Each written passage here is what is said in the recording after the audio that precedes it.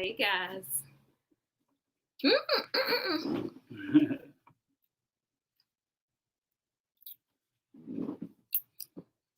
have my teeth out in there like that. Good morning. Good morning. Good morning. So talk about COVID-19. I know that it's not something that gets monetized, but hey, my channel isn't monetized anyway, right? Because I'm just starting out. You can come up someday. Well, maybe I need some more. Okay, yeah. Give us a minute, y'all. We're in a different location. And the reason why is so that both of us could be on the screen.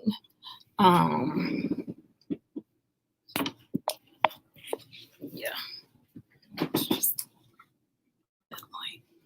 I may not even need it. We got all this natural light in here today.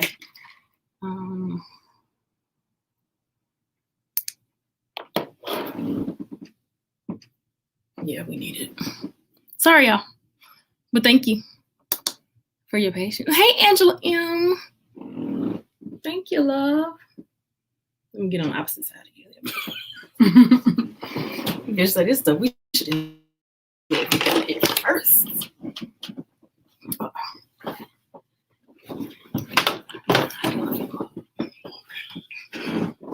Okay, yeah. What say you?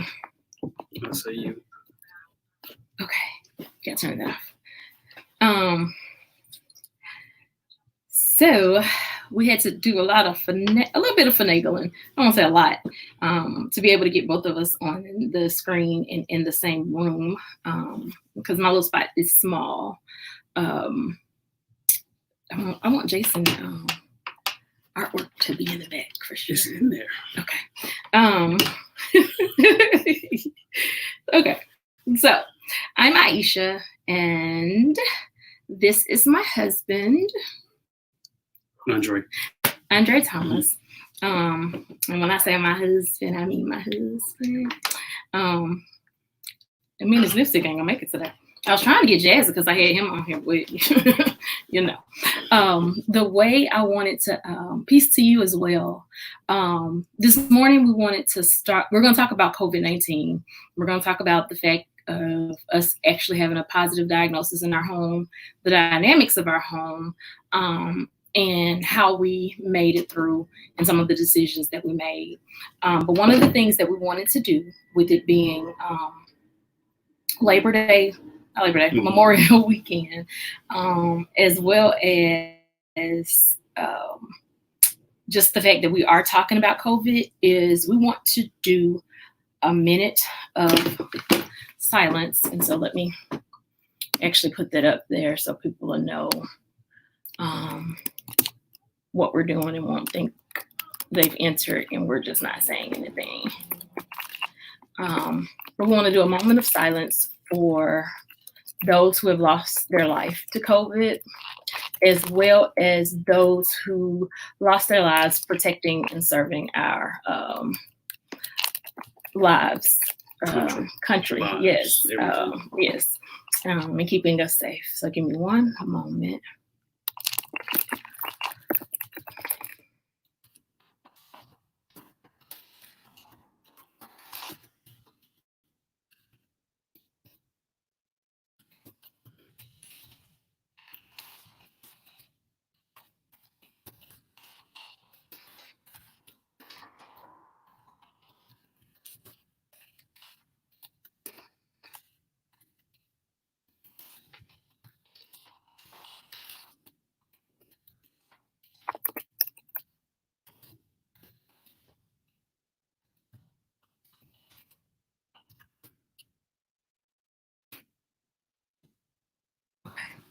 We're actually going to do a full minute, 30 seconds for those who have lost their lives to COVID, and 30 seconds for those who have lost their lives protecting and saving our country.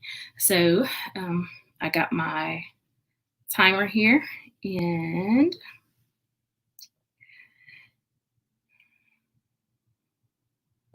let's go.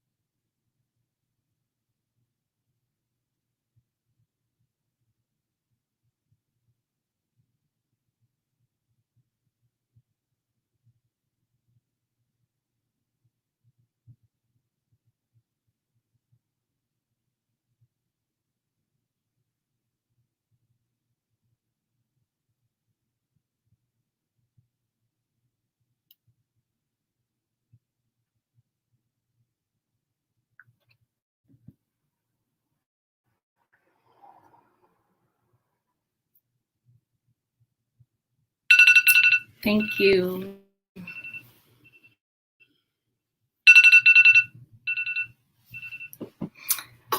Thank you for taking that moment with us to honor those who are less fortunate.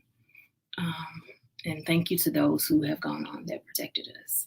If we were to name some in our family, it would be my father-in-law, Mr. James Eddie Thomas II, my uncle, Nathaniel Hardaway, and my uncle, John Malone.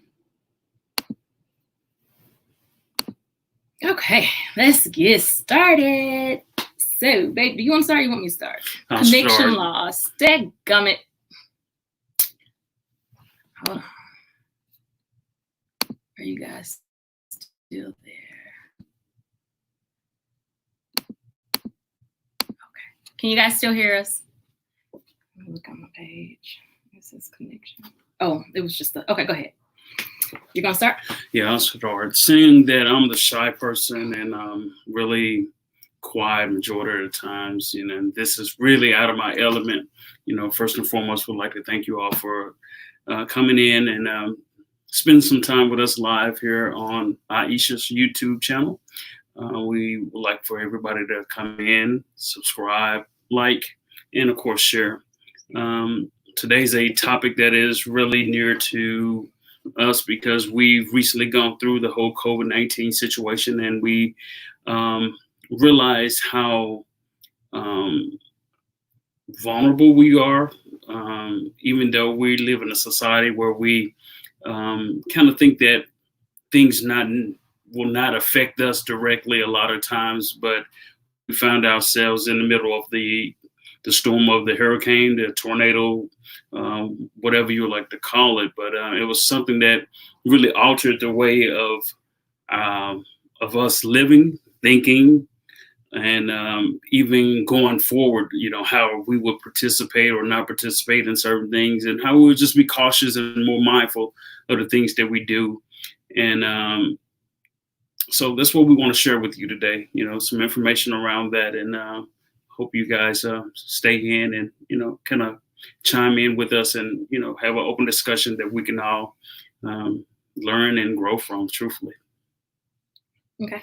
So the morning of, and it's crazy that I know the dates, but the morning of March 22nd, I woke up and my spirit was like really heavy, and we had a family meeting that morning, and I talked to the family and I told them that I just felt like it was time for us to put ourselves on mandatory quarantine. That meant that we would not leave the house unless it was necessary. We were going to make sure that we had enough supplies, and because we really didn't know where this virus was going. I had been watching Larry Reed live, and he had really been keeping his viewers like 2 to 3 weeks ahead of the virus. And so everything that was talked about, that was predicted would happen, was happening. And so I was like, okay, guys, I just think it's time. And the reason why is because we have plenty of vulnerable people just in our home. We're a family of 7, us, plus we have 4 children, as well as my brother who lives with us, and he has some health issues, as well as we're the caregiver of my mother-in-law who lives directly across the street from us. And she's at that time 90 and required some attention. So we had to kind of really think about the people that we will put in jeopardy if one of us caught it. Well, that we had that meeting that morning, everything was understood. And then we got an email from my daughter's behavior center that said it was about 5:20 in the evening, saying that we may have experienced possible exposure. And for us, it was like, because both my brother and my youngest daughter have home health services that come into the house to help them. And so that meant that whoever they left and went in contact with, if one of us were possibly positive, they would be positive too. So, or if even my daughter, and with my daughter being nonverbal, having autism. She wasn't showing any signs. She does have her share of health issues, so she has high anxiety with the doctor's office. So we weren't going to just take her to the doctor. We were waiting to see. But once we realized that there was a possibility of exposure, we decided we would go ahead and get tested. One, because I had already been sick, but typically I get sick that time of the year anyway. I had a dry cough, fever, chills. I didn't have full body aches. I just had backache. I was real tired, nauseous. And so, you know, it was like, okay, I feel like it's just my sinuses. I was having days where I would have difficulty breathing, which I do use an asthma pump as well as a nebulizer during that time of the year when pollen kicks up. That's something that helps me. And so I didn't think anything different because, again, I wasn't feeling any different than I would the year before. Well, at the same time, my husband and my daughters, the oldest daughter, started working out together. Well, actually, before that, we had been working out probably about a good month before that. We'll get up several days out of the week, about 4:30 in the morning, and we'll go work out for an hour and a half, sometimes two. And in the week before that phone call, I had experienced some things that were I thought related to me working out. We had just changed the workout routine that we had. We were doing a whole lot of core exercises, and during that time, you know, I just felt as if though my workout fitness instructor had just really given us a good workout, and things were different. But I could tell it was different soreness, but I didn't have anything else to relate it to. So I thought that the soreness that I was experiencing, meaning the body aches, were extreme, but I was just really contributing them to the whole working out piece. So at the time, I didn't know really what was the cause of the body aches. They went on for some days and really had got real intense at night and everything. So me being the man of the house and everything, I didn't share the extent of it with my wife because, hey, okay, you went and worked out, so that's a part of it. No pain, no gain, right? So, but other things started to transpire. And like she stated, around the 22nd, we got that information saying possible exposure. So at this point, on the 23rd, we decided to go ahead and make sure that we got ourselves checked. That was a Monday morning. We got up first thing, and we said that we would go get ourselves checked out, and then from there we'll determine whether or not it will be something that we would have to, you know, take anybody else in the family through. So Monday the 23rd, we went and checked out. At the time that we went to the doctor, I didn't have a fever or anything.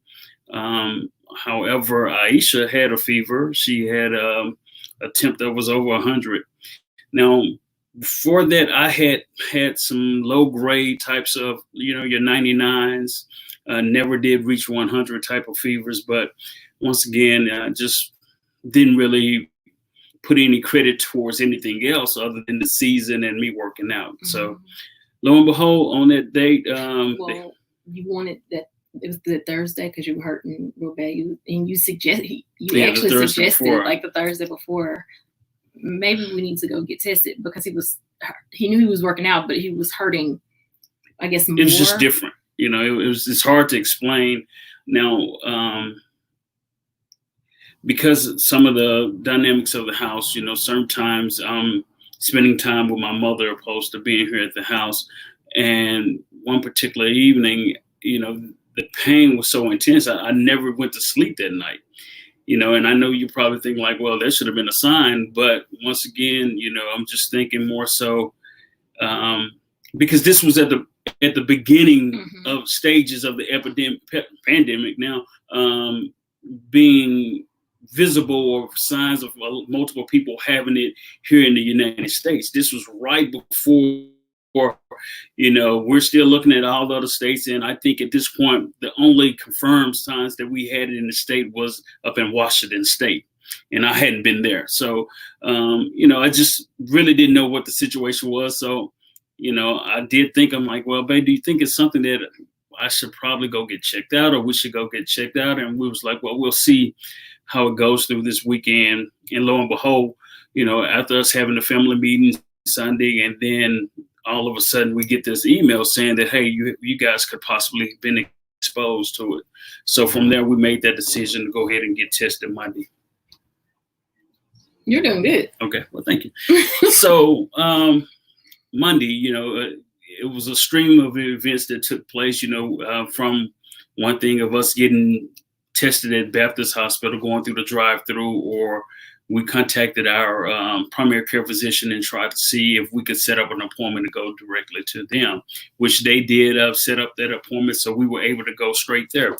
No long lines. We were like the second car, and get tested.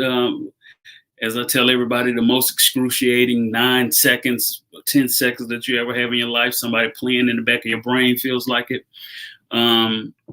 But as I stated, she had the fever. I didn't have the fever. They said, give us 2 to 3 days, which was different from what we heard with Baptist Hospital saying 4 to 7. But give us 2 to 3 days, and we will make sure that you have your results sent to through my chart, as well as we'll call you. So it wasn't even a full 24 hours. Isha wakes up and says, babe, I got my results. So she goes and looks at her results. And her being the meticulous person that she is, she goes through the actual website on my chart, and she goes right in and got her and said, hey, I'm negative. I can't remember my password. So I got to reset my password and go from there to go ahead and finally get signed in. And all of a sudden my face drops down like, huh? Yeah. And I'm like, what? I'm positive. I'm like, that doesn't make sense. I had the fever. You didn't have the fever. I've been sick. You hadn't been sick. And so at that point, the doctor's office called us. And that's when I began to realize, okay, this virus is serious. Not that I counted it out, because again, we had the family meeting and I had felt strongly about, okay, that's just because we don't know what we're dealing with. But what I mean by it's serious is the doctors, the CDC, they didn't really know what they were dealing with either. The instructions that I was given, because again, we are a family of 7 and all 7 people live in one house. And I said 7 plus because again, we're caregivers for my mother-in-law, but also I have a younger brother that comes and helps me with my brother. And then again, we have aides to come in. So that's the 7 plus. So on any given day, caretakers, home health aides. So on any given day, we can have anyone from 11 to 15 people in our home daily. That's just per day. And so I began to think about retracing, trying to see who we came in contact with. And just on that Sunday with retracing, it was scary because my younger brother was here with me that Saturday while my husband and future son-in-law and daughter were out.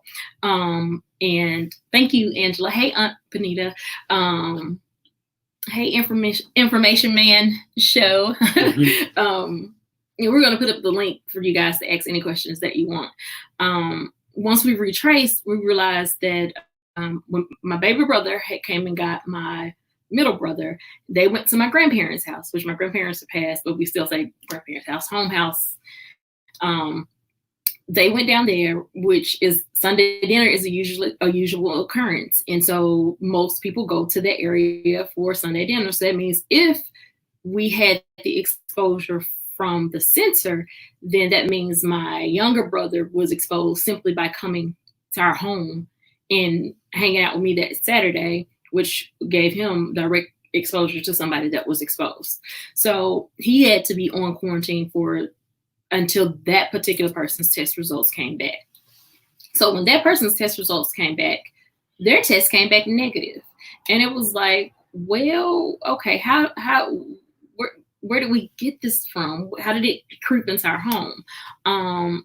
But at that point, we really couldn't retrace it back anywhere. It just meant that my younger brother was good because he wasn't around my husband at the time. And it meant that the people that he came in contact with, which I was very happy because that was the majority of the rest of my family, extended family, immediate and extended family, they were good. But it meant the people in our home we had to do a complete mandatory lockdown at this time. The doctor instruction for me was to not sleep in the same room with my husband, to not use the same bathroom as my husband. My husband needed to be quarantined off to a room by himself, with basically me coming in and out, just checking on him as I could, and he couldn't interact with anybody else. Well, we also had to contact the aid companies, the home health aid companies, to let them know. And then we had to let each home health person that comes into our home know.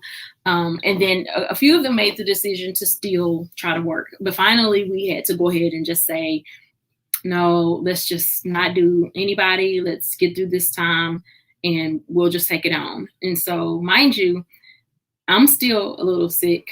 My husband had those particular experiences, but later comes about a day or two after. Yeah, a day after, a whole different list of symptoms start showing up. Yes, and it was crazy because, like I said before, I had no temperature before, probably a 99 here and there. Immediately the day after, temperature shoots up to 103.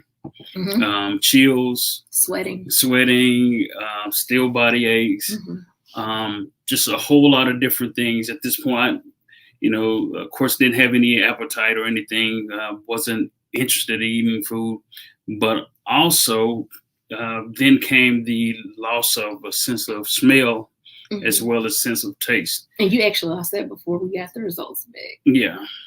So, but and it wasn't even a symptom yet. It hadn't been stated that it was a symptom as yet. So I'm like, man, what is really going on? Because I can go back to the time exactly when I start experiencing the whole loss of smell.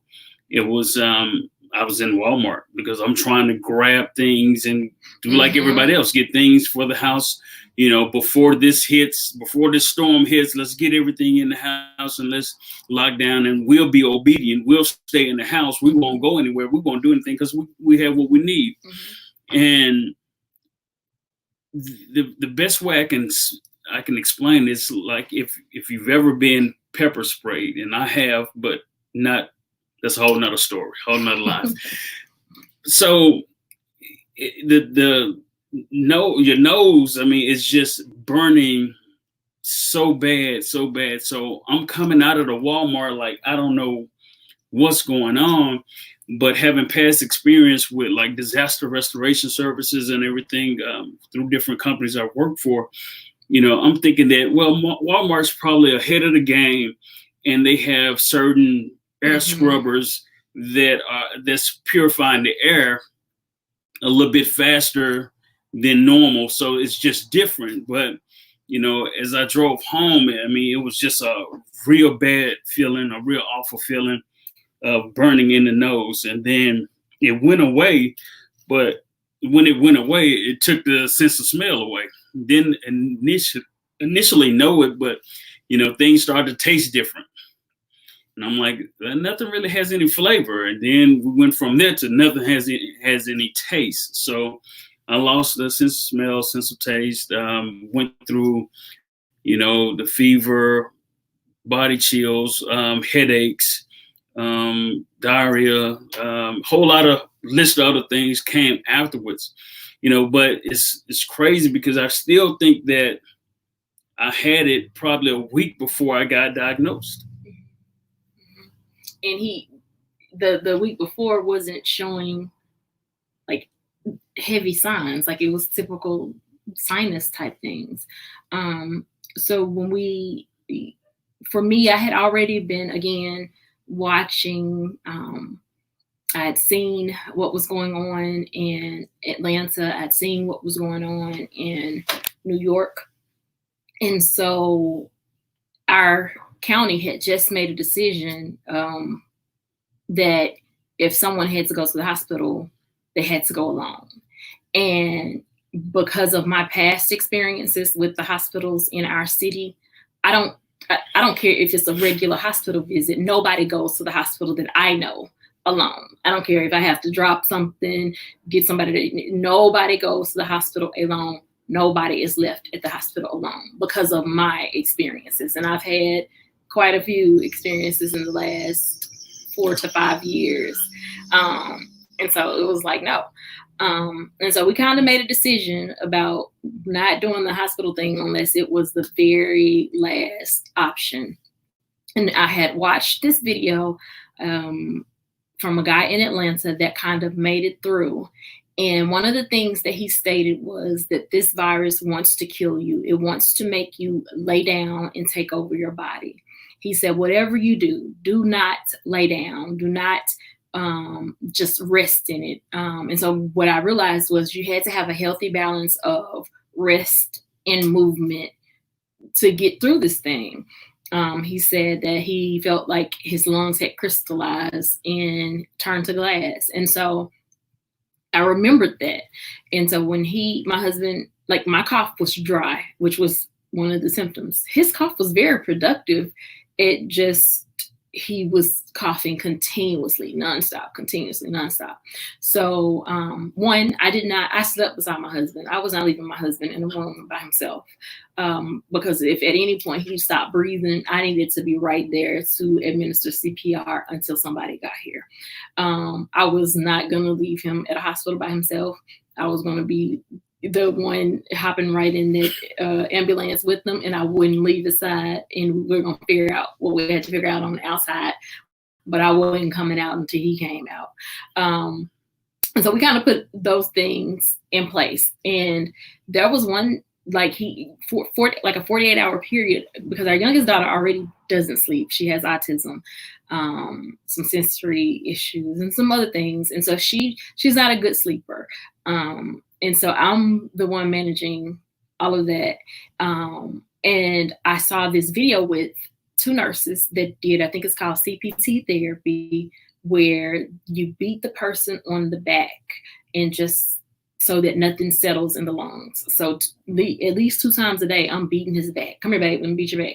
He's coughing, get up, walk. And I know he was so irritated with me because like if he was coughing, get up and walk, you gotta move around. Can't, come on. Because, and I'm just gonna be honest. I was like, look, you're not about to leave me as a widow with all these kids. And mind you, don't get me wrong, get 24, 18, 17, and 8. But I still got my brother and my baby girl, and you're not gonna leave me here this young. We got a lot of life to live. And so I was on him, like, we gotta get better.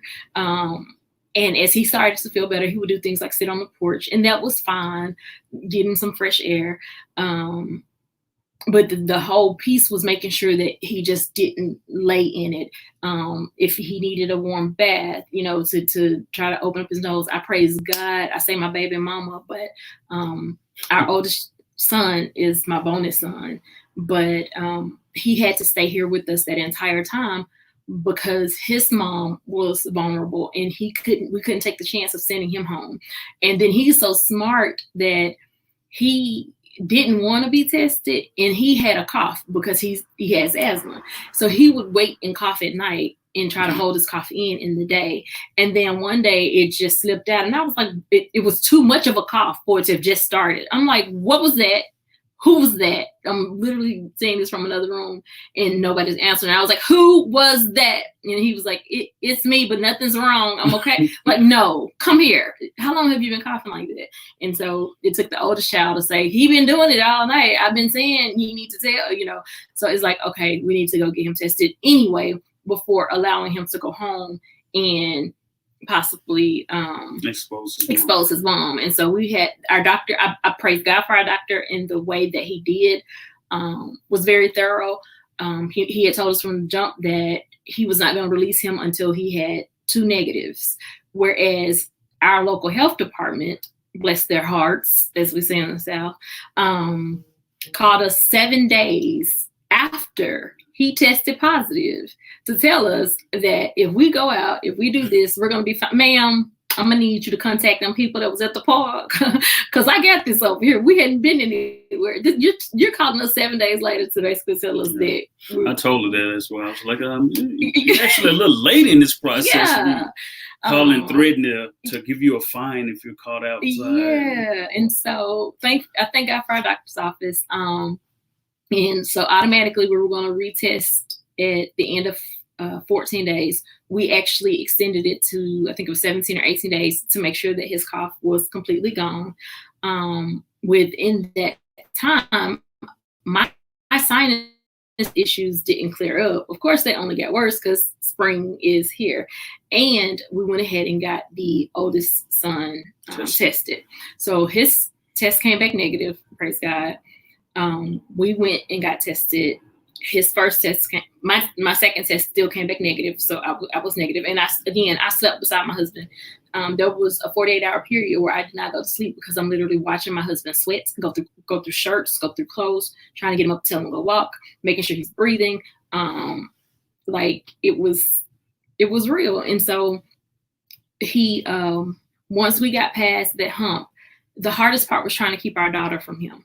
So she looks at me as the therapy mom. So I'm not really the fun person for her, but she loves me and she'll hang with me. And we're getting better because this is post brain surgery. Before brain surgery, I was therapy mom. Post brain surgery, I realized, okay, you know what? I just need to be her mom and let the therapist be the therapist because daddy, all fun stuff. Mama, because I got to work. Let me just go on over here with my daddy because I know he's going to give it to me. But it was hard keeping her away from him. So I literally have a picture of her and he's laid down and she's just, hey, Modest Nation. She's just kind of leaned on her dad. And it's like, at this point, what can I do? Because I can't tell her, you can't be around your dad. You can't. So we just had to let it do what it do. And so we made it through. It was definitely a humbling experience because I'm that person. If you call me, and I don't care if I have 150 million things on my plate, I'm gonna say, I'm good. I don't need anything. No, you couldn't do that. We had to set up a table outside.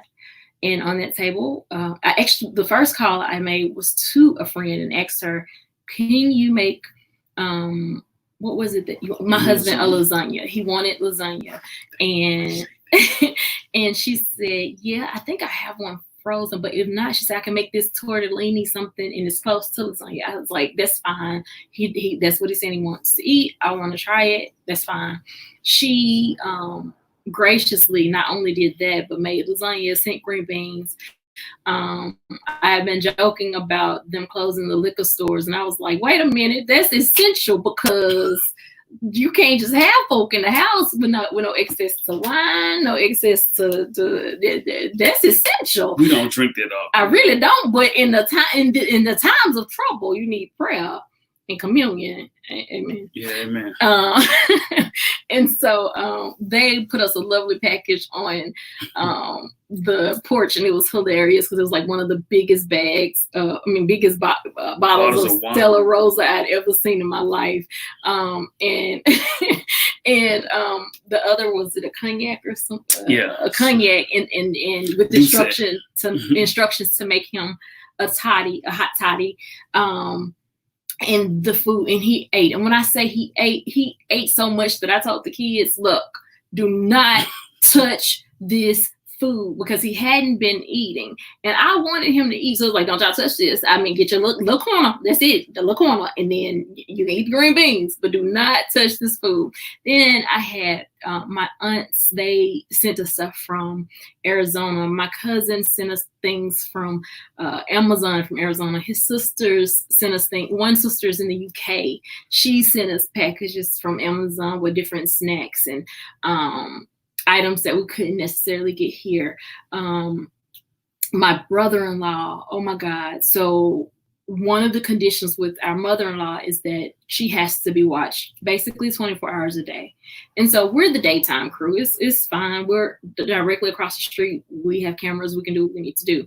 But at night, somebody physically needs to be in the home. And so my husband and one of his brothers split that time throughout the week. And so my brother-in-law had to do it the entire time that we were down because we couldn't go over there, nor did we want to tell Mom what was going on because we knew she watched the news, but we didn't want her worried about it. And it was just kind of, but we got through it, praise God. And so she, oh goodness, I'm like, what is that? That's the dogs, y'all, sorry. We went and got tested again, negative test. I was telling about people bringing us stuff because I want to make sure. One of our friends, and I can't say her name without saying her last name because her name is Carrie. And Carrie is one of the reasons why, I don't know if you guys watched the video before when I said, I can't hate people that don't look like me because God has placed so many people in my life that doesn't look like me that I know love me. So I know everybody isn't like that. Carrie is a cooking soul, and she's an angel right here on earth. And she doesn't care where she has to travel. She will do it for you. And she said, I want to cook you guys some food. What can I do? I said, Carrie, pray, of course, because I know Carrie got a direct line to Jesus, like real talk, like they connected. And she said, okay. And I said, and if you would like to bring food, that's fine. And she was so excited. She was like, yes. She said, I'm going to cook you the greatest resurrection meal you guys have ever had. Because it was right before Easter Sunday. And she brought us, oh my God, we had chicken and dressing. Salad, macaroni and cheese. Salad, homemade macaroni and cheese. This fine lime pie. Sweet potato casserole. And his taste buds were back. Do you hear me? His taste buds were back. She makes her own ranch dressing. Like, it needs to be put in the store. And I remember eating because when I had my brain surgery in 2016, Carrie was definitely one of the regulars that brought us food. And I was like, I forgot how good Carrie's food tastes. And my husband said, I didn't. No. And so I didn't get to see her when she brought the food out. Because again, and I'll post these pictures or try to create a slideshow of how we got through just of the food. But I was trying to see her. But she drove off, but she was driving off slowly. Real slow. And so I called her and I was like, I just came to the door. And she said, I said, because I saw you driving. She said, well, I was praying for your home. I was like, thank you. I appreciate that. I'm not forgetting my baby brother. Like, he was our DoorDash person. Like, he would bring it, he wouldn't come in, but he'll sling it through the door and go on. And I know I'm probably leaving out somebody, but many people prayed for us. I know that they did. And so as we were coming to the end, so let's talk about Carrie driving off slowly and praying. The very next day, my daughter, 8 years old, nonverbal, came in the room, our bedroom, and said, "Cup." We knew that meant she wanted her Pediasure. We probably tripped over each other, we tripped over each other trying to answer her and go get Cup. And it was like, wait, Carrie prayed. And so Carrie wanted to bring us dinner again. And we were like, sure. Thank you. And she was like, then I want to pray again. And she got, brought the food, set it on there, and we got to talk, 6 feet away from each other, but I love you. I wish I could hug you. And she said, okay, well, I'm going to take my Bible and walk around the property. Walk on, Carrie. Pray. Thank you. We bless God for that. And so that's why I say I thank God for those relationships, because it's those relationships that let me know it's not a group of people.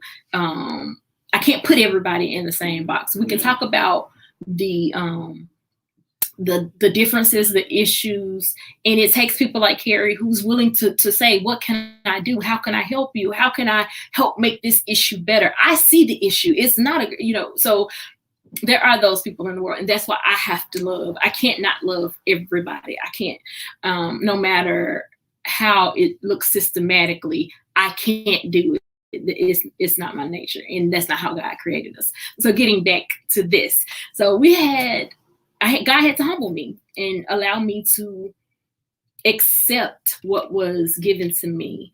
One of the first donations came from my best friend's daughter, and she said groceries. Like, and she's young. Like, who thinks that? And then me wanting to really send it back and say, no, take care of you. Y'all just got a baby. And God was like, And so we had to humble ourselves in the season. And we got tested. It was like 17 days later. Mine was still negative. So I was good. I was like, I took care of my husband. I don't got it. My son didn't catch it. And he had to do one more test before he could be released for work. Well, that was negative though. Yes. And then, but not CDC, the health department calls us back to tell us that I'm cleared. I was like, oh, thank you. Okay. And to tell him he's cleared. No, he's not cleared because his doctor hasn't cleared him yet. And she said, well, he's done the time. And we were like, no, our doctor says that he has to have 2 negatives before he's willing to release him back into society. That's not so bad. Back into the public. And she was like, well, that's not how we're doing it. She's like, but the protocols keep changing. And that's when I realized more than anything that, one, us going through it, me not leaving my husband. And I watched Chris Cuomo go through this and be downstairs by himself. And I watched his wife still catch it. And this was after we were done, when I found out that his son caught it. And when I tell you, like, I grieved, and the young man was fine, but it just hurt me that he was going through that. And then at the same time, I was conflicted because all I could say was, God, thank you. Because one of the statements that Chris Cuomo said, and it's not a lie, according to science, according to the way this virus spreads, it doesn't hit one house and it's one and done. Yeah. But for our home, it hit one and it was done. Now, don't get me wrong. I was a wiping, spraying individual. I did keep my husband, especially away from my brother, because my brother is very vulnerable. He has pulmonary hypertension. He was on oxygen the first 10 years of his life, on the ventilator as a baby, spent the first year of his life in the hospital. And he's my responsibility. And my mom, like they had given him a life expectancy of 5 years old. Like the paper literally says, childhood terminal illness, life expectancy 5. My brother is 30. My mother passed at the end of December 2017. And she got him to 28, 29. And he's 30 now. Corona was not finna take my brother up out of here. I literally could hear my mama cussing me out like, Isha, you had one job to do, and that was watch my son, and you couldn't keep him safe from a virus? No, Helen wasn't coming for me like that in my dreams. So she wasn't going to hunt me in that manner. So when it came to locking our house down, my kids, were they frustrated with me? Yep. I'm sorry, y'all can't go nowhere. Even the 24-year-old, she said, Mama, can I go to and I had to tell her yesterday, baby, you're 24. I just want you to be wise in what you do, because I know that they're opening the city back up and they're opening the states back up, but be wise in what you do. But she was like, Mama, can I go to this DJ party? It's the twins. They DJ at their home. It's just going to be them 2 and 4 more people. It'll just be us. And this was like right at the beginning of May when things were trying to open. And I had already said that we would not be doing anything until June. And as we get closer to June, I still don't really know that we're going to do it in June. Just because I have to be super protective of my brother. My brother, he has an evening aid, but we stopped that services, or evening home health aid. We stopped those services for this time because she also works at a nursing home. I got to keep my brother safe. My daughter's aides, we only have 2 that rotate in and out. That's it. Like I can't take the chance. I see you, B-Bug. Hey, B-Buggy. Stay your tail at home. So I can't take the chance. And so she said, can I go to the party? And I looked at my husband. He never answers the kids, y'all. Never. It's always, yeah, you're the cool dad. It's always me. So I had to think about it because she's 24. I said, yes, you can go, but where will you stay the rest of May? And she was like, huh? I was like, well, I want you to, because you're an adult. So where are you going to stay the rest of May as you quarantine yourself from this event. And she was like, well, I guess I'll stay home then. Well, praise God. I mean, I want you to make the best choice for yourself. You know, I'm not trying to be that type of mom. And she'll be married in October, so that's why she's still home. But even if she wouldn't be married, she's my daughter. She just graduated in May 2019, just started working. This is her first year working as a teacher. And I didn't want to just push her out into the world. I wanted her to be able to get her bearings, man. I wish someone, like, when you know better, you do better. So anyway, I do want to open up the lines. So with that being said, my husband did his second testing and it came back negative. So we was like, we got them double negatives. We got them double negatives. Okay. And that don't mean positive. Right. And so what I did find though, and this is the part that I want to talk about, and we'll talk about it a little bit more. Hey, Brooke. What's up, Brooke? Y'all, that's my other baby mama. Talking about baby mamas, let me back up. So my bonus son's mom, which I call my baby mama, I bless God for her.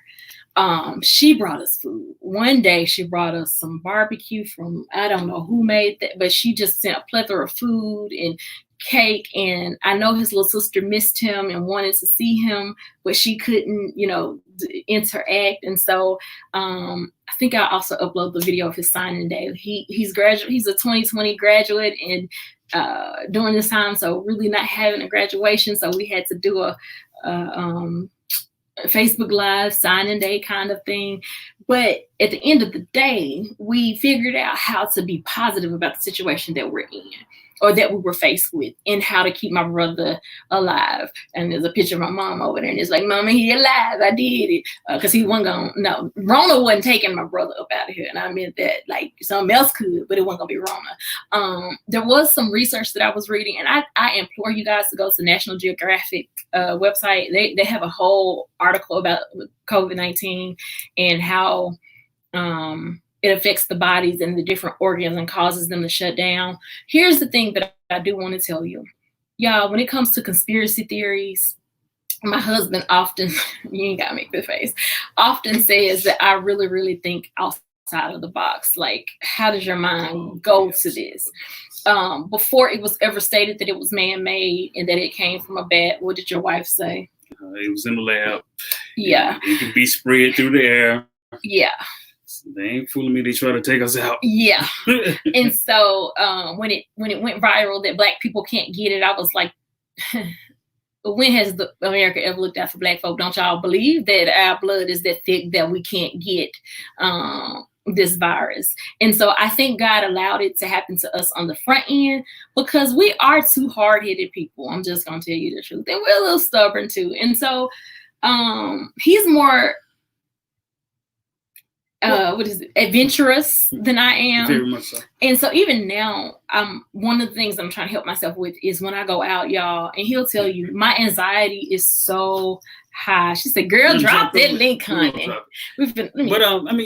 Even with that, I think that a lot of this happened for reasons, of course, that we'll never clearly know because you don't know the mind of God. But I know that even the people that I was able to reach and come in contact with, and it's crazy because one of my coworkers and I, we both work from home, so we were instant messaging one day right before the positive diagnosis, and she was saying that she was. Bessie made me choke on my. What? She said very hard, both of them. Okay. But we had been instant messaging, and both of us was talking about our sinuses. So I thought it was my sinuses, and she was like, "Oh, you're gonna be all right. Pray, everything's gonna be good." I'm like, "Yeah."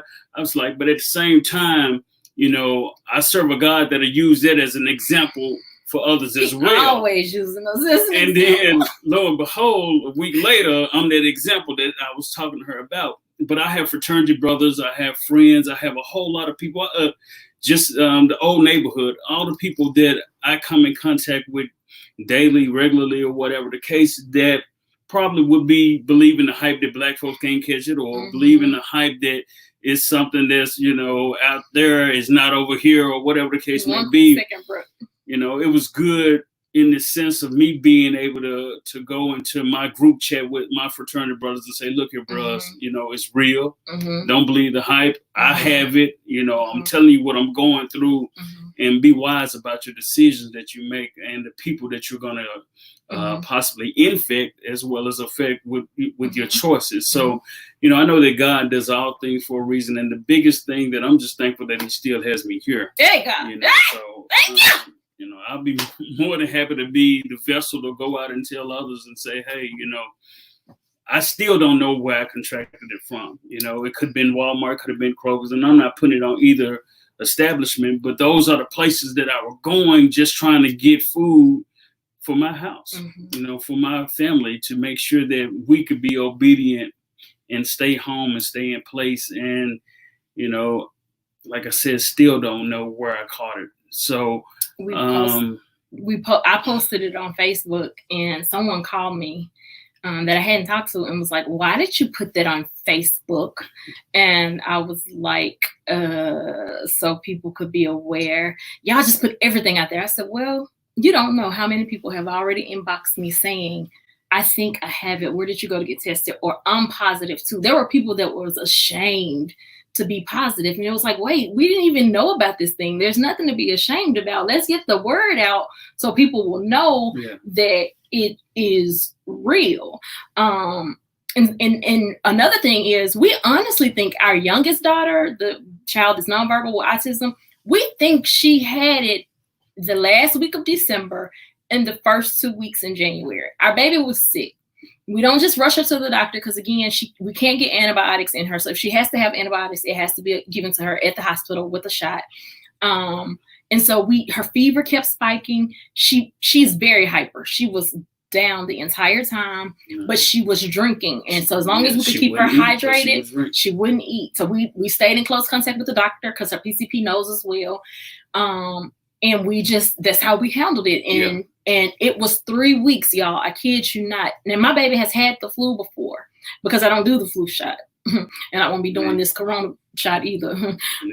However, stay at home or be safe if you're out. So and Brooke, I'm gonna let you on right now. Just give me 1 quick second. We feel like she had the virus then because of the way it attacked her and the way it had her down. But also we just kept her hydrated. And something that he did, and I swear by it now, I don't know if it's true. We're gonna call it what do you call it? A antidote, a home remedy. Home remedy, that's an antidote. Coconut water. This man was drinking coconut water so much, but I honestly think that it helped him. And that was the other thing. We had people sending us coconut water. We had one, oh my God, Kim and Trez. And then y'all, they called us one Sunday morning because they were going to Sam's. And of course, family said you have to shop at Sam's, right? He couldn't get in Sam's, but went to several, make sure it didn't happen. Several, I'm bringing you in, bro. Several bags of groceries, and it was their anniversary. It was their anniversary, and they went to the grocery store for us and brought us several bags of groceries. And so just grateful for all the people. But even with the baby, it's possible that was what she had, because again, I couldn't keep her from her daddy, and she never got sick from it or anything like that. So yeah, but plenty of people pray for us, but thank you for that. Brooke is in the house. What's up, Brooke? Hey, Brooke. Hello. Hey, family. How you doing? Hey, y'all. Hey, I got the link in the chat. If anybody else wants to chime in as well, you can click that link and it'll let me see you and I can bring you on. What's up, Brooke? So first and foremost, I want to say hello to my lovely new sis and my new brother-in-law. How y'all doing? Y'all look nice up there. Oh, thank you. And y'all look cute. Y'all look cute. And you know what? It's so funny because I really want to bring my husband on too, but I just can't, girl. You know, we had that conversation offline. I just cannot. I'm saying, girl, I just cannot. I understand. Girl. Don't let them fool you, baby. He's good, you know, and I think because my husband is affiliated with a lot of bros. Are you a Q? You know it. All right. I'm quite sure when I tell my husband that Miss Aisha's husband is a Cuban, he's gonna want to meet you, right? Because that's the thing. So I'm sure of it. But to get back on topic, I definitely agree with you guys. So just a short story, real quick. When this stuff started taking off, this is when I first became a content creator. And I was dipping and diving in different things. I really wasn't for sure exactly what I wanted to do. Information wasn't my thing at first. At first, it was celebrity gossip and news. You couldn't tell me I wasn't getting ready to be the next Tasha K with celebrity news and gossip. Okay, it didn't work that way. So, me being the person that I am, I don't just look at things on a small scale. I try to look at them as a whole. So when all this corona stuff started coming out, I was like, I had a dream, spoke to God, and he said, this is your job. You got to get on this. So I was on this as of in January. I was on it because at that time it was only in China, but I still was on it. And it caught my eye because of how many people were passing. Like it was just an extreme amount of people passing so short of a time. I mean, I think like one person had it for 3 days and then they died. I'm like, wow, I've never heard of nothing like that. Like this is something that's brand new, So I'm listening, I'm doing research on it. And in the beginning, if you guys remember, before it even got to the United States, the virus had not affected not one person of African descent. Okay. It had not gotten to not one person at this time. And when I tell you, because we think the baby had. Well, it wasn't on paper, right? But this is the thing. I was also, just like I was watching news in China, I was watching news over in Africa. Nope, they weren't reporting on it. And then they said, okay, well, we got one case. So I'm like, okay, let me see. Is it a black person? I get on it, and it's not even a black person. It's an Italian person. So I'm like, okay. So, of course, here comes the conspiracy theories and everything. Then once everything kind of got like in, that's when I really started to know that number one, the virus was man-made. It was made in the laboratory, and it was meant to depopulation. It was meant to depopulize. Okay. It was not meant for anything other than deaths. All right. Now, when I researched it, when I tell you, I went and researched it all the way down to the RNA. Okay. Because I had to find out why only certain people are really getting affected by it. Because like I said, at this time, we're only seeing that it's Asians and people of Asian descent and like some Europeans, but it wasn't really, dominant in African Americans or in Hispanics. Now, I don't know if you guys know, but it's a molecule, well, not a molecule, it's an enzyme called the ACE2 that activates the COVID-19. All right. It's COVID-19. If that enzyme you have in your body gets in contact with COVID-19, it becomes coronavirus.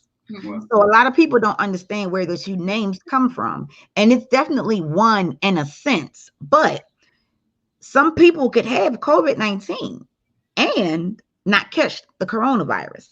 So now I'm looking at all this stuff. I'm amazed. I mean, when I tell you every night I'm doing shows of coronavirus, how it's affecting this person, that person. And then once it got here in the United States, I would say within maybe 2 weeks, people still wasn't reporting on it. I probably was the only person reporting on the coronavirus. Once everybody started to know about it, then people started to, come in and chime in and put their own inputs in. And again, if things aren't proven, we have to say, number one, that it's either a theory or it is, in your opinion, or alleged. Those words you do have to use. But just by looking at certain things, it came up. And the reason that it was killing people wasn't necessarily because of Black, white, Asian, whatever, but it was more so, number one, of the health. And then number two, if you have that enzyme in your body. All right. And it kind of got deep for me. I wasn't sleeping. I wasn't doing anything. I was wondering, why is this thing here? Why is it killing so many people? Like, what is it? What is it that's making this happen? Is this supposed to happen?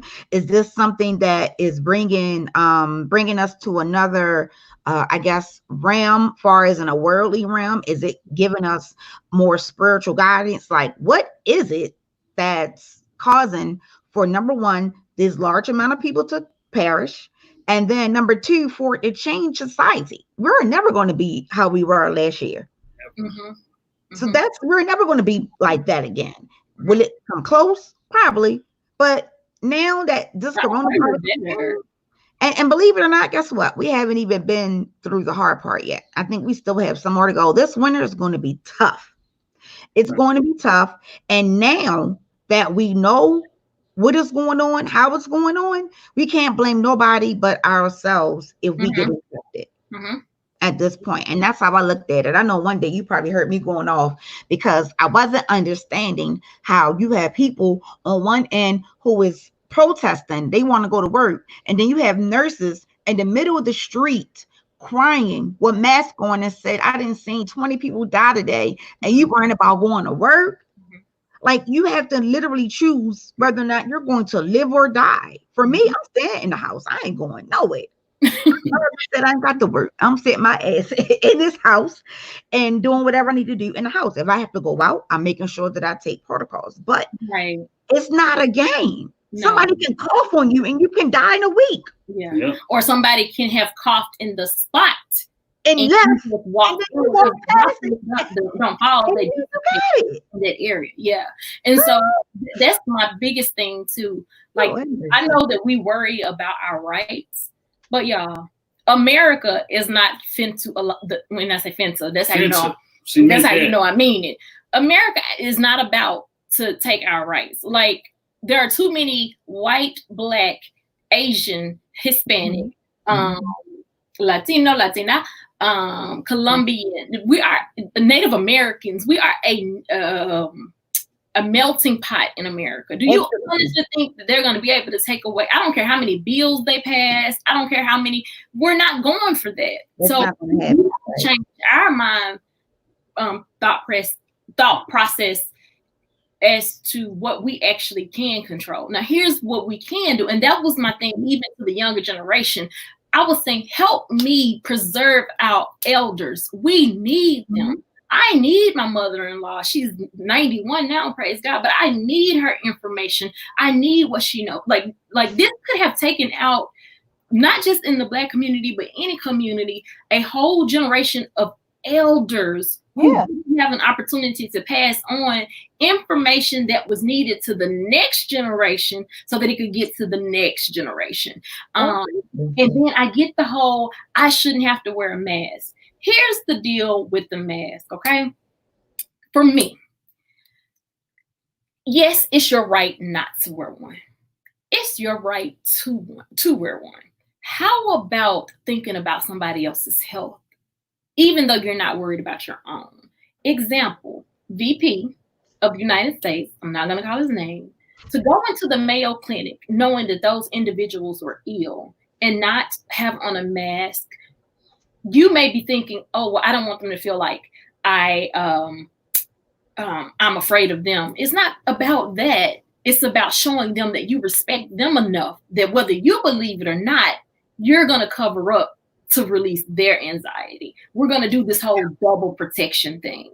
Cheeto head that went and Detroit girl and wear that mask. And I'm looking at her like, you need to get the coronavirus so that you can see that it's not a game. It's definitely not a game. People are just doing anything. And then for him to be the leader of this nation, it really irked me to see that, because you are giving a difference. You are telling us that we need to wear a mask and we're going to die or live, right? But then you are walking around, number one, without no mask on.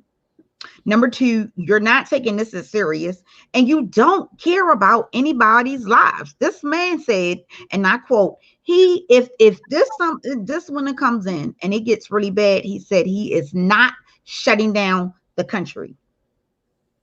With those words, you can bet to believe when November come around, honey, I'm going to straddle my little butt right on up in there to make sure that I vote. Even though I know it goes by the electoral college, it still matters in a sense. And the part that just doesn't sit right with me is just the fact that this man is so ignorant. Like, I've never seen anybody in my life with the amount of ignorance that he has. He literally put together a team of mastermind, genius people. Okay. Dr. Fushi, it's one of them. That man is a genius. He knows what he's talking about. But once he said, Mr. Cheeto Head, I don't think that the nation should open right now. I think you should give it some more time because this thing is out of hand. He didn't shun that man. He didn't set that man down. Told that man, sir, I don't care what you say. I'm going to do this. I'm going to do that. And we're going to do this and we're going to do that. And I really do believe that, and not until it really hits home from some of those lawmakers and, for Cheeto Head, is when it's going to really hit them to see what is happening right now. All right. And it don't have nothing to do with any type of color. It just has something to do with whether or not your body's going to be able to fight it or not. People who have very low immune systems, their chances of passing away from this, great. It's great. And that's crazy because people who are healthy have a 50% chance. So just imagine people who aren't healthy, who has lung disease, heart disease, who has been recovered from cancer or has had chemo and now in remission. Those people's immune systems are very low. I know 3 people, not personally, I know of, that had cancer. They were in remission. They got COVID-19. They died within a week. That's sad. That is absolutely sad, and it's out of this mind. So like when people talk about it, I try to like come and definitely support, you my girl, I'm coming to support regardless of what you talk about. But it's just like, it just bothers me of the ignorance of some people. So I try to put things out there. Like I tell everybody who's listening, okay, if y'all don't believe what I'm saying in the numbers, go to your phone, go to Google and type in corona.health and you look at the numbers for yourself. You look at them for yourself. They right there. You can see it. It'll tell you over a certain amount of people have died. It'll tell you 1,500 people got affected today. And people not understanding it. Right now, it's only one state that still has the restrictions on. Every other state has now either gone to the first phase or now almost at the ending phase of this. And by the time that we hit the end of June, I can guarantee you the numbers are going to quadruple simply because of ignorance, number one. And people just don't care. They don't care for their lives. They don't care for anything. They just want to go out, have fun, and they don't care whom they're affecting. And let me tell you, I'm not trying to say that I'm perfect, but I had to get in my oldest son's butt about this. Okay. He's 20. He's in college. He came home early because of the stuff, right? He want to hang out with his homeboys. And I said, listen, and I had to really give it to him so that it can hit home. I said, listen, you could be a carrier. You could have it. And because you are healthy, you are carrying it. But what if you go around your grandfather? Because he loves his grandfather like more like he loves me. I said, if you go around your elderly grandfather, whose immune system is not as strong as you, but you are carrying this. Now you gave it to him. And now within a week's time, he's on a ventilator about to pass away because you want to be not listening and think you're missing something. And then you can't see him. Can't say goodbye. Exactly. And I'm like, so what if that happens? I really had to say that. And it hurted me to say that because I needed for him to understand the severity of it. He didn't understand it. He does now. So he takes more things in consideration now. But I had to literally break it down to him in that sense to have him understand that this stuff is not a game. And I'm gonna be honest. I think that my husband may have had it in the house because he had got sick in January. Like towards the end of January, he got sick. I mean, he had a real bad cough. And I'm like, he do Uber on the side. So I'm like, I hope you do not get this stuff. We kept we never went to the hospital or nothing. We kept an eye on it. It went away. In a couple of days, the baby got sick. My 5-year-old, he got sick. So I'm like, okay, it's just the regular flu or what? Then I got sick. Now, when I got sick, my sickness wasn't as bad as those two because I went and drank what is called the morning detox tea. It's a lemon tea with ginger and turmeric in it. And within 2 days, I was good. But what if that was the coronavirus? I didn't even know it. Mhm. You know, it makes you think, like how you said, you know, your baby had got sick. Yeah, How did her nobody this do that? before. Like, she had never been that type Never. of sick, and she's had the flu before. So yeah, And Brooke, like you said, the whole piece of it, for me, I feel like my situation would have been worse had I not been working out. And I don't just say that lightly. I feel as if though it allowed my immune system to get boosted because what I was eating was different, and it also allowed me, you know, my heart rate to be up and everything. So I felt like when it did attack, you know, I was at a better place than I would have been a month before, just a month before. And you know, those who are physically fit, those who are you know, who are out there training and, you know, real aware of their fitness, I think that they have a better shot. But like you said, individuals can carry this and not even realize they're a carrier, but give it to someone else who doesn't have a strong immune system.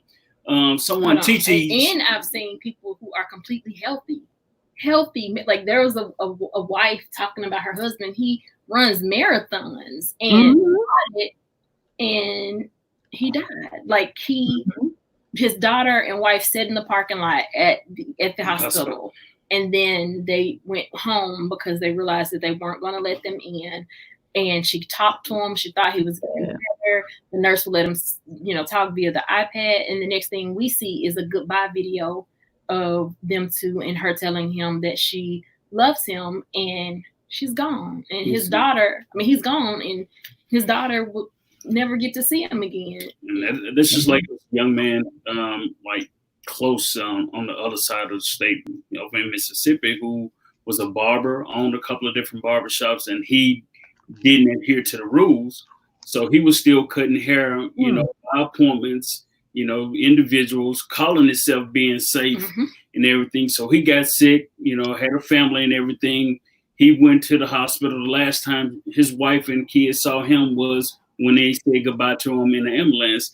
And he wasn't bad off then, but once he got to the hospital, you have nobody with you. And I've seen firsthand with my wife going through surgery that, you know, and not putting those individuals down who take care of others in the health profession, but I've seen it takes someone that's healthy and that's sitting there to say, hey, she needs this. This is more, I mean, she's not just complaining about something. I need you to pay attention to this. And with everybody that's in the hospitals and everything that's going on, I'm sure there's some things that are being overlooked, not intentionally, but just because they're overworked, they're being understaffed. Don't have the proper equipment to go in and do what they need to do. Absolutely. And it's crazy because now we're going through a cleanup stage. And believe it or not, the government is trying to clean things up. And let me give you an example. The other day, I mentioned it a little bit on my quickie show. It's a young lady by the name of Rebecca Jones. And she was in charge of doing the dashboard for Florida's COVID-19. Yeah. I don't know if you heard or not, but it did make the news down there. So she was advised by the government, okay, her boss, that she needed to go in, adjust numbers, correct, quote unquote, correct numbers, and update the system. She said, no, I'm not doing that because that's not the truth. I'm putting the true numbers in, and whatever needs to be corrected, that will correct as long as it needs to be corrected. In other words, nothing needed to be correct, but they wanted her to go in and change stuff. All right. So she said no. The next following day, the system crashed mysteriously. A ton of data was lost. Wow. And then she was let go. Wow. Now, that's not even a catch-22. The next day, they didn't try to charge this lady with cyber stalking, some other kind of crimes. Now they're trying to put her in jail, all because she would not lie and say that the COVID-19 numbers are less than what is being submitted. Wow. Like, it's a lot of that's going on. she's not a yes person. Mm-hmm. And she refused to put incorrect information in. Mm-hmm. Now she's paying for it because now she's charged with cyber stalking and some other stuff. And now she's about to go to jail. And that's one of the reasons why today I wanted to make it my business for us to come on and talk, because states are opening back up, but they still don't really know the magnitude of this virus. The truth is, we hadn't even had x-rays yet, so we don't know what our lungs look like beyond this. And I say but like I had a lung biopsy in 2009 because for some reason Iseashia always finds the rare stuff to catch, and there was a spot that kept growing on my lung, and they had to do a biopsy on it, and I had histoplasmosis. Who gets that? I don't even know in the South, but I did, and it was something that affected my lungs. And what is that? I'm sorry. It's something that comes from pigeons and bird droppings. And basically I was working in an area where it was a construction site, and so that stuff was kind of in the air. And so you don't know, like post this, what anybody's lungs are going to look like. We just don't know. Angela M says, thanks to God you made it through. Angela, when I tell you that people can say what they want to say about prayer, but I know that prayer works. Absolutely. And I know that even if it's not the outcome that we think it should be, that God is still doing something. I think he allowed us to go through this because he knew we would speak out about it. I also think that he allowed us to go through this because, like I said, we're hard-headed, and on the front end, at least, things weren't as bad as it could be on the back end. And we got an opportunity to reevaluate our lives and to reset. Modest Nation says, see, I caught you. Thank you for coming in, Modest Nation. Derek says, late to the party, but greetings to Iseashia of Memphis, watching you live on YouTube from Philadelphia. Finna eat, but I did share you out. It was only right. Thank you so much, Derek and Angela. Y'all, Angela doesn't even have a YouTube page, and she is such an amazing person. She's always lifting others up, always encouraging me. Like it's just amazing. And same to Derek. Derek is a YouTube content creator, but he just pushes me out and encourages me to talk. Let's see. She's a nice lady. Carrie is amazing. Hey, Toby, it's one of my classmates. Latoya Goodlow, great testimony, very informative and truth. Love you guys. To God be the glory. To God be all the glory. Our baby's godmother, number 1, says, stay your tail at home.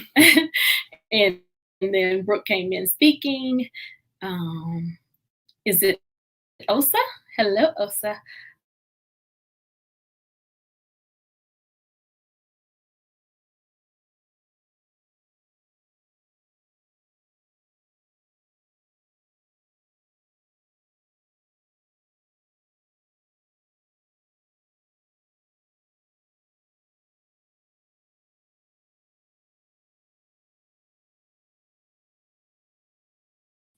Yes, we're still there. Okay. Thank you. And Bessie said, Andre is a brother. He's a whole Q. So he is a black man. Yes, he is. All praises to God. Still here, got carried away watching your church hurt live. Angela says she's not going to take it either. No, I'm not taking nobody's vaccine. You're not going to stick me with anything. TT says, Bessie said, amen, I'm staying home. TT says, I feel if he wants us, in reference to the president, I'm pretty sure, if he wants us to wear a mask, then he should be accountable for one as well. I think everybody should. And who has diabetes like me, I'm very likely to get COVID-19, but I'm not claiming it. God will take care of me.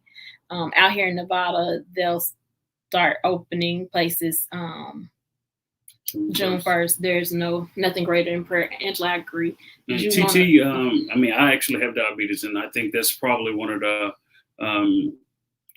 reasons. Of course, they would say that I would be more underlying conditions. Yeah, underlying conditions that I would be more at risk. So that's one of the situations that I think that we have to be aware of. And I think God will take care of us, but I think God also allows us to take responsibility of some of our own actions to make sure that we make wise decisions about how we handle things and how we go about things.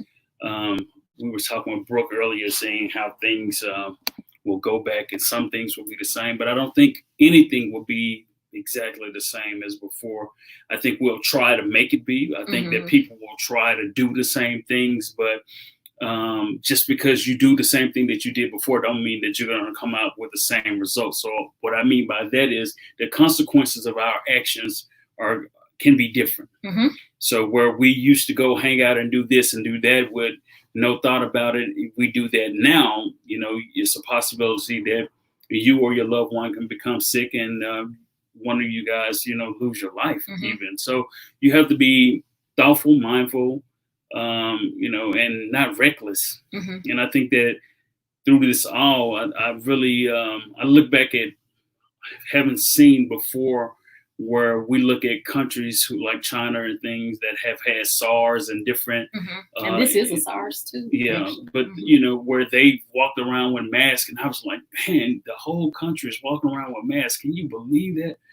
Not realizing that we're just a step away, a situation away from being in that same predicament. Which now, I think that if we are responsible, we would wear a mask. At the least we would wear a mask. If you're going to be out, wear a mask, whether you're doing it for your sake or for others. It was God that said, hey, love thy neighbor. So in this situation, one way to love your neighbor is by, being responsible, so it was real reckless for us to go out thinking that this is over. And because it didn't affect me directly, that I'm good to go. Everything's good. Because once we look back at this a year from now, 2 years from now, then we'll get a bigger scope of the picture and be able to say how different people contracted it, how different people passed it on, how some people didn't catch it, and how they still help pass it on. I think right now it's just very selfish of us if we don't take the necessary steps to be precautionary in just living our daily lives. Certain things are not meant to go back to being the same. Yes. Work will never be the same for a lot of us. Yeah. Some places aren't even open anymore. I just talked to one of my line brothers down in Atlanta, and he was saying that, the way that Coca-Cola has done things, they've shut it down for the rest of the year. And, if you're not essential, you're not in the building. You're working from home and different things of that nature. And this is just a fast forward of some things that we didn't think about. And I think it's making companies realize they can do things in different ways. So, I think, I know ultimately it's all a part of God's plan. And we have to be knowledgeable and just open to the wisdom that he's, showing and giving us through this process. Some things shouldn't go back to being the same. We can't keep on doing the same old 1-2 step and thinking that we're going to get something different.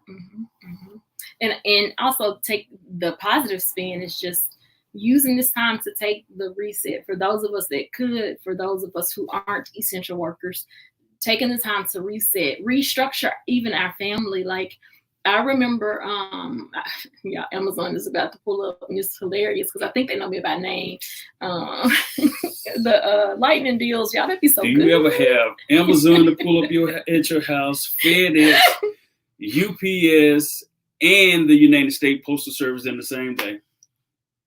I'm just saying. Don't be talking about that. No, like I'm not talking about that neighbor like that. Neighbor, he's talking about you like that. Yeah. But I don't think the reset is good, y'all. Like try to, and that's my thing. I try to find positivity. It's Titi said, but it's one thing when people have their masks, they don't even wear them like they should. I'm talking about where they have it up under their chin, or is really not serving. Yeah, sometimes it's a fashion statement more than it is a true purpose. And you can get I'm gonna put her link at the bottom. But this mask was made by a young lady. Actually, I thought she was in high school. She just graduated 8th grade. And do you see how great? I'm trying to see. Do you see how well she made this mask? And so what I have is an N95 mask. I put it on first, and then I put this on over it. But this baby, I didn't even realize that she just went. So I thought she was in high school. Did a great job on this mask. And I have one of these too, but because our rules are a little different, he got his Omega mask. Just know my sorority rules are a little different. So I do have a mask. I just can't do my YouTube with my mask on. It's okay. It's okay. It's okay. But it's okay. Let's be as positive as we can about this. Again, so we can preserve our history, y'all. We need our elders. We need my grandparents are gone on, but I'm thankful I had the time that I did have with them. My grandmother made it to 94 years. She imparted into me the things that could help me truthfully survive through this time. I can build me a garden. We can eat, that's for sure. If I can't do anything else, we can eat. Now he may have to be the one to cook because I don't know how to cook. I can grow it and get it in the house, and then he can cook it. Unfortunately, that's okay. Pretty Saucy, she's not here, but she's teaching me how to cook. But yeah, I get it. I promise you, when it comes to trying to make sure nobody's taking my rights and knowing rights, that's me. I am the right legislative who put the bill on the floor. Yeah. What senator was he, a Republican, Democrat? That's me. And I'm the socialite. So she's the person that's going to make sure the laws that protect me being able to go do what I want to do stay in place, yes, proper and everything. But we get it. I mean, everything that we want to do, we can't always do. Everything everything that's good for us is not always good for us.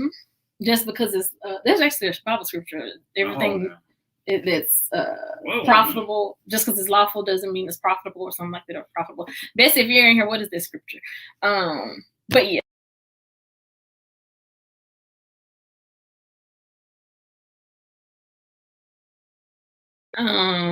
But in coming to close, we want to make sure that we talk about the Bubble Bistro, and we have this drawing. So let's get that out the right way real quick.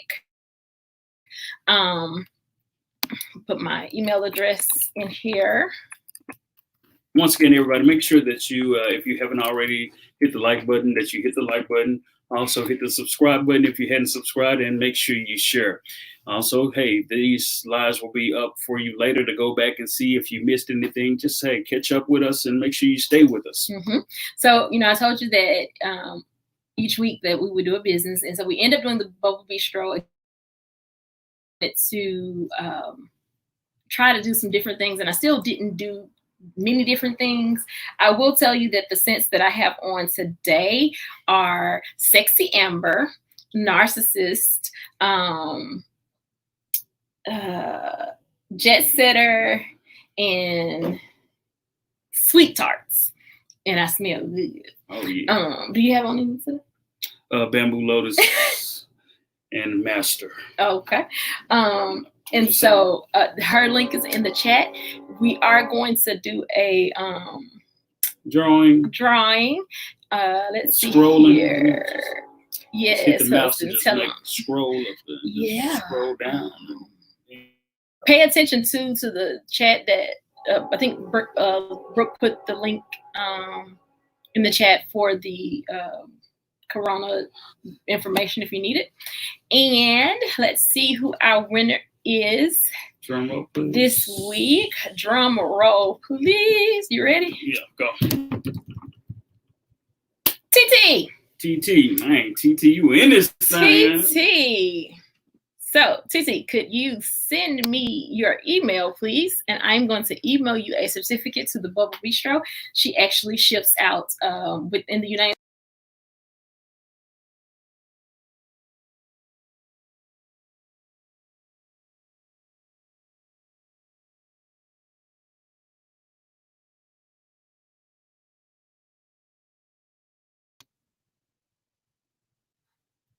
Okay.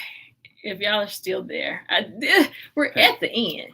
All right. So all things are lawful, but not all things are expedient. There you go. Be buggy. Stay on top of it. Right. The computer went completely out, so we're about to get off because we're streaming from a different place today, which is not right beside the what do you call thing that modem. Moving right along. Yes. So check out Bubba sure Bistro. Send that, email already in there. So okay, I got you. I'm gonna email you your gift card to the Bubba Bistro. Please order it and let us know what you ordered. Derek, I don't know if you're on here, but happy birthday. I'll tell you again. On Wednesday for sure, but I got a surprise coming your way anyway. Appreciate you again, yes, Brooke. Thank you for stepping in. Brooke, love you, honey. I just appreciate you. Bessie, Tori, thank y'all for supporting me. The Village, yes, thank you. Auntie, thank you for supporting me. And I think that is everything. No, I'm talking fast, but I don't want to get cut off again. Yeah. Hey, guess what, y'all? Your girl hit what? 200 subscribers. 200. Hey. Yeah. So we still lean with it, rock with it. You know what I'm saying? Appreciate y'all. Thank y'all. I was leaning with the rock with it. Is that not it? God bless. Good day. So yeah. All right, guys. So thank you for tuning in. I actually love doing this with him, y'all. Share. But I ain't gonna push him. Yeah. TT, I'm so happy that you love my vibes. Please come back, share out the channel. We're trying to make it grow. It's all about growing. I will upload all the other stuff. Thank you to everybody that helped us get through that COVID mandatory. Yes, thank you. Thank you for those that cooked food, brought food, went to the grocery store for us, called and checked on us, prayed for us. We just thank you. Our next door neighbor bringing Tylenol, bringing us. She be like, "You want something to eat?" No, I ain't really hungry. What you want to eat? Like, thank you. I can't thank you enough. I got the email, TT. I'm gonna get that right over to you. Yes. So thank y'all again. We love y'all. Thank you again. As I always say, appreciate you dropping in. Sending you lots of love, peace, and blessings. Blessings, not that other thing. Because my husband ain't Johnny Simpson. She can do that, but you know. I thought. I didn't know he patented it. I mean, done. He gone to glory too. Yeah. Good night. I was like, good night. Enjoy your Saturday, y'all. Have a great one. Love you guys. Thank you so much for tuning in. And please like the video if you like it. And if you don't like it, dislike it. But just let me know one way or the other. Dislike it. Just let me know. Bye, y'all. Share your opinion. But don't yes. Feel free to share your opinion. We're open. Come back. We'll talk about it. Yes. And again, mask up. Mask up, y'all. You know what I'm saying? That's how I do say it. Mask up. Mask up. Yeah. It's not gonna kill you. Nah, it's not gonna kill you. Look out for somebody. It might save your life, actually. Yeah. It just might save your life. Love y'all. Love y'all. Peace out. You see.